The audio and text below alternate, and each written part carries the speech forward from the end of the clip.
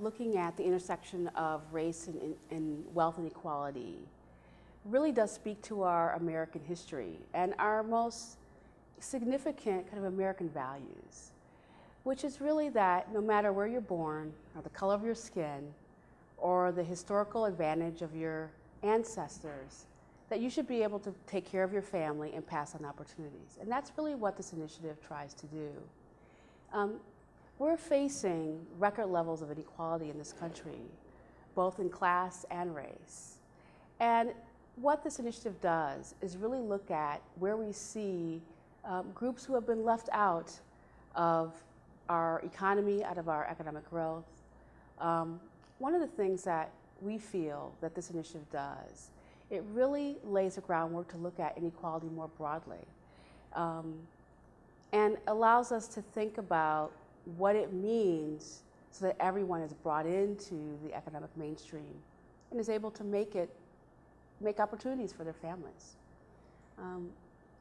Creating wealth for communities is about opportunity. It's about the ability to pass on that opportunity to the next generation. And we're facing such a critical time in our nation where we're experiencing almost a caste system. We know now that where you're born and the family you're born into is almost a predeterminant of where you'll end up in your life. And that's counter to our American values. This initiative is about remaking an American promise. The initiative has three major goals. One is to build and nurture a Experts of Color network that we launched back in 2004. And what's unique and powerful about this network is that it includes multicultural, multi-ethnic, and racial groups across disciplines, both advocates and scholars who've come together to tackle what I think is the most pressing issue of our time, and that's racial wealth inequality. One of the most powerful aspects of this network is that it grew slowly, organically, and enabled groups of people to get to know each other's issues and to work to build momentum, to build will, and to build a movement. Secondly, this initiative has really focused on groundbreaking research to look at various dimensions of the racial wealth gap. And that research has helped inform our policy solutions that the network has put forward over time.